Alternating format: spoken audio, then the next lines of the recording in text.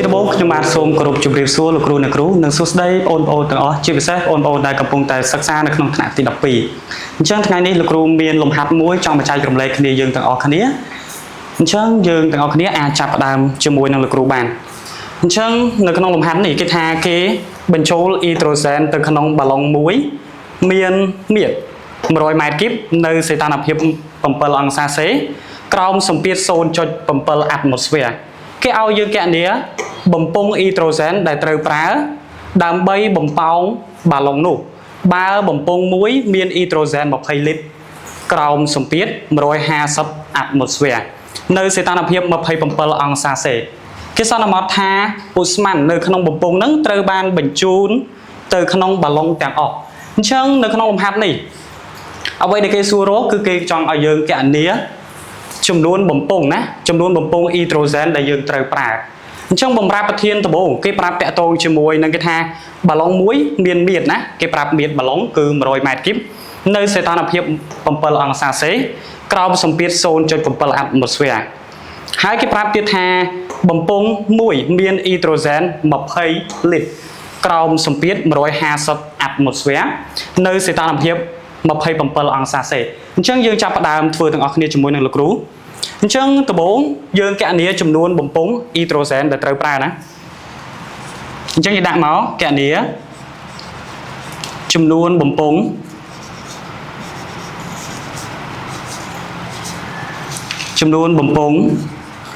អ៊ីត្រូសែនដែលត្រូវប្រើអ៊ីត្រូសែនដែលត្រូវប្រើ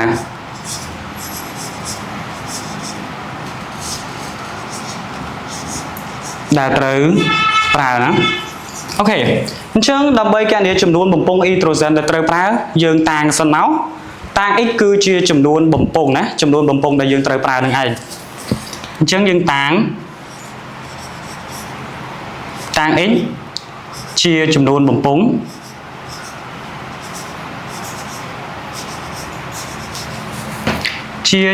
បំពង់ដែលត្រូវប្រើ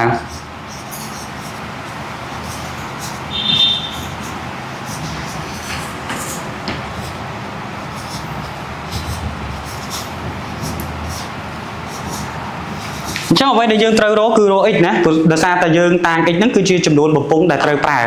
អញ្ចឹងដំបូងបន្តមកទៀតយើងអាចទៅសេថាសមីការភាពរបស់យើងគឺសមីការភាពចំពោះឧស្ម័ននៅក្នុងបាឡុងណាដោយសារគេប្រាប់មាត្ររបស់វាសីតុណ្ហភាពនិងសម្ពាធ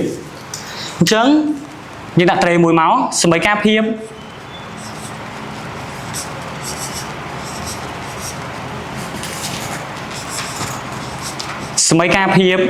ចំពោះ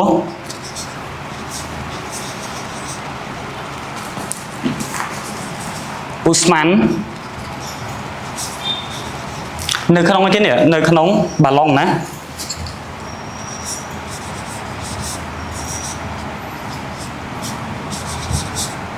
នៅក្នុងបាឡុងអញ្ចឹងសមីការភាពរបស់យើងដឹងណាសមីការភាពនៃឧស្ម័នបរិសុទ្ធគឺយើងតាំងដោយ PV ស្មើជាមួយនឹង N RT ណាអ្វីដែលយើងត្រូវរកគឺរកចំនួនម៉ូលអញ្ចឹងនាំឲ្យ N របស់យើងគឺស្មើជាមួយនឹង PV លើ RT ណាអូខេអញ្ចឹងយើងទុកអានឹងសិនមួយទៀតយើងនឹងនិយាយអំពីសមីការភាពដែរប៉ុន្តែចំពោះនៅក្នុងបំពង់វិញម្ដងណាសមីការភាពចំពោះឧស្ម័ននៅក្នុងបំពង់អញ្ចឹងយើងទៅសេមួយទៀតមកអូន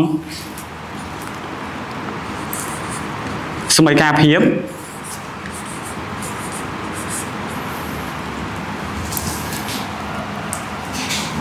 ចំពោះឧស្ម័ន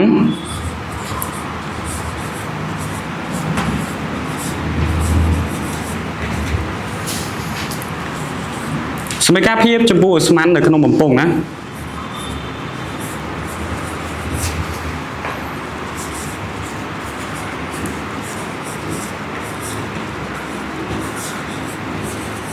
អញ្ចឹងយើងដឹងថាសមីការភាពរបស់យើងគឺនៅទម្រង់ដដែលប៉ុន្តែកន្លែងនេះយើងតាំងដោយ P0 V0 ស្មើជាមួយនឹង N0 R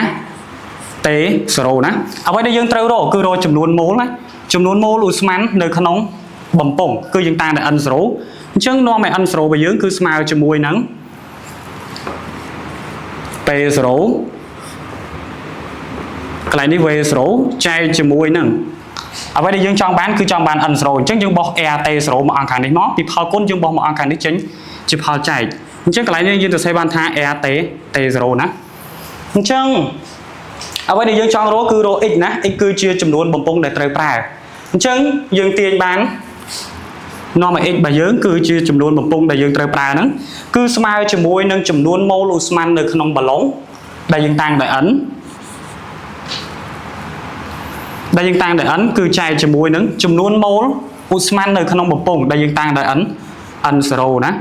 បន្តមកទៀតយើងទៅសេស្មើម៉ូល n របស់យើងគឺស្មើជាមួយនឹង PV លើ RT ណាអញ្ចឹងយើងជួសមកកន្លែងនេះជួសដោយ PV លើ RT ចែកជាមួយនឹង n 0របស់យើងគឺស្មើជាមួយនឹង P 0 V 0លើ RT 0ណាអញ្ចឹងយើងមើល R កន្លែងនេះយើងអាចសម្រួលចោលបានអញ្ចឹងយើងអាចទៅសេមកស្មើជាមួយនឹង T 0យើងចម្រាស់ទៅខាងលើវិញគឺ P V គុណជាមួយនឹង T 0ចែកជាមួយនឹង P 0 V 0គុណជាមួយនឹងT ណាតោះអញ្ចឹងយើងបានរូបមន្តឬក៏ចំនួនបំពង់របស់យើងគឺ x ស្មើជាមួយនឹង P V T 0លើ P 0 V 0ចែកជាមួយនឹងគុណជាមួយនឹង T ណាបន្តមកទៀតយើងដាក់ដោយមកដោយ P គឺជាសម្ពាធណាសម្ពាធនៅក្នុងបាឡុងណាគឺគេប្រាប់មកគឺស្មើជាមួយនឹង 0.7 atmosphere អញ្ចឹងដោយ P របស់យើងគឺគេប្រាប់មកកន្លែងហ្នឹងយើងបែកទៅជាប៉ាស្កាល់ក៏បានឬក៏មិនបាច់បែកក៏បានណាអញ្ចឹង P របស់យើងគឺស្មើជាមួយនឹង 0.7 atmosphere ដល់ពេល V របស់យើងគឺជាមាត្របាឡុងណាអញ្ចឹងគេថាបាឡុងមួយមានមាត្រ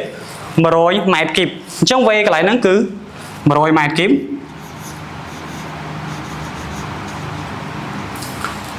បន្តមកទៀតយើងមើលតេណាតេគឺជាសីតុណ្ហភាពនៅរបស់ឧស្ម័ននៅក្នុងបាឡុងនឹងឯងណាគឺ7អង្សាសេ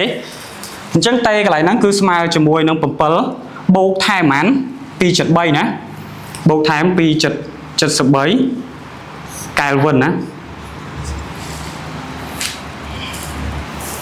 អញ្ចឹងលោកគ្រូទៅសេតមកខាងនេះមកតេរបស់យើងគឺស្មើជាមួយនឹង7បូកថែម2.3វាស្មើជាមួយនឹង280កែលវិនអញ្ចឹងយើងមើលទៀតតាក់ទងជាមួយនឹង P 0ណា P 0គឺជាសម្ពាធឧស្ម័ននៅក្នុងបំពង់ណាសម្ពាធឧស្ម័ននៅក្នុងបំពង់គេប្រាប់មកគឺស្មើជាមួយនឹង150 atmosphere អញ្ចឹង P 0កន្លែងរបស់យើងគឺស្មើជាមួយនឹង150 atmosphere V 0គឺជាមាត្ររបស់បំពង់ណាអញ្ចឹងគេថាបំពង់មួយមានអ៊ីដ្រូសែន20លីត្រណាអញ្ចឹងមាត្ររបស់វាគឺយើងតាំងដោយ V 0គឺស្មើជាមួយនឹង20លីត្រណាប៉ុន្តែ20លីត្រកន្លែងនេះយើងត្រូវបំបែកទៅជាម៉ែត្រគីបណា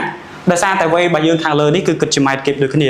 អញ្ចឹងយើងដឹងហើយថា1លីត្រគឺស្មើជាមួយនឹង1ដេស៊ីម៉ែត្រគីបអញ្ចឹងកន្លែងនេះយើងបែក2លីត្រនេះឲ្យទៅជាដេស៊ីម៉ែត្រគីបសិនមកគឺស្មើជាមួយនឹង20ដេស៊ីម៉ែត្រគីបណាអញ្ចឹងយើងបំបែកតណាពីដេស៊ីម៉ែត្រគីបឲ្យទៅជាម៉ែត្រគីបអញ្ចឹងយើងអាចទៅសេបានថា V 0របស់យើងគឺស្មើជាមួយនឹង2គុណជាមួយនឹង10ស្វ័យគុណដក2ម៉ែត្រគីបណាបន្តមកទៀតយើងមើលណា V 0យើងស្គាល់ P 0យើងស្គាល់ V យើងស្គាល់ T យើងស្គាល់ណានៅ T 0មួយទៀត T 0គឺជាសីតុណ្ហភាពដូចគ្នាណាប៉ុន្តែសីតុណ្ហភាពរបស់ឧស្ម័ននៅក្នុងបំពង់គេប្រាប់មកគឺ27អង្សាសេយើងត្រូវបំបែកដូចគ្នាណាអញ្ចឹងកន្លែងហ្នឹង T 0គឺស្មើជាមួយនឹង27យើងបូកថែម2.73ណាកែលវិនគឺស្មើជាមួយនឹង300កែលវិនតោះអញ្ចឹងយើងមើលពេលយើងស្គាល់ v ក៏យើងស្គាល់ t 0ក៏យើងស្គាល់ណា p 0ស្គាល់ v 0ក៏ស្គាល់និង t សីតុណ្ហភាពនេះក៏យើងស្គាល់អញ្ចឹងយើងអាចជួសដើម្បីរកចំនួនអីគេអូនចំនួនបំពង់ណាចំនួនបំពង់ដែលយើងត្រូវប្រើណាអញ្ចឹងយើងនាំឲ្យ x របស់យើងគឺស្មើជាមួយនឹង p របស់យើងគឺនេះ 0.7 atmosphere 0.7 atmosphere គុណជាមួយនឹង v របស់យើងគឺ100 ម៉ែត្រគីបគុណជាមួយនឹង t 0របស់យើង t 0របស់យើងគឺស្មើជាមួយនឹង300 Kelvin ណាអញ្ចឹងគុណជាមួយនឹង300 Kelvin ណាចែកជាមួយនឹង p 0របស់យើងស្មើជាមួយនឹង150 atmosphere អញ្ចឹងយើងជួសមក150 atmosphere ណាគុណជាមួយនឹង v 0របស់យើងគឺយើងដឹងហើយគឺ2គុណជាមួយនឹង10សេគុណដក2ម៉ែត្រគីបណាអញ្ចឹងយើងជួសទៅ2គុណជាមួយនឹង10សេគុណដក2ម៉ែត្រគីបហើយគុណជាមួយនឹង t របស់យើងណា t របស់យើងគឺ280 Kelvin ណាអញ្ចឹងយើងគុណជាមួយនឹង280 Kelvin អញ្ចឹងនៅពេលដែលយើងគុណហើយយើងចែកមកយើងនឹងទទួលបានតម្លៃរបស់វាគឺ25បំពង់ណាអញ្ចឹងយើងរកឃើញណាតកតងជាមួយនឹងចំនួនបំពង់ដែលត្រូវប្រើគឺស្មើជាមួយនឹង25បំពង់ណាអញ្ចឹងយើងគ្រាន់តែដាក់ដូចនេះមកដូចនេះ x របស់យើងឬចំនួនបំពង់របស់យើងគឺស្មើជាមួយនឹង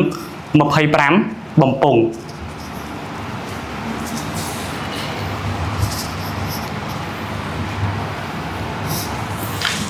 អញ្ចឹងលំហាត់របស់យើងគឺចប់ត្រឹមហ្នឹងណានៅពេលដែលយើងរកឃើញចំនួនបំពង់ណាចំនួនបំពង់របស់យើងគឺស្មើជាមួយនឹង25បំពង់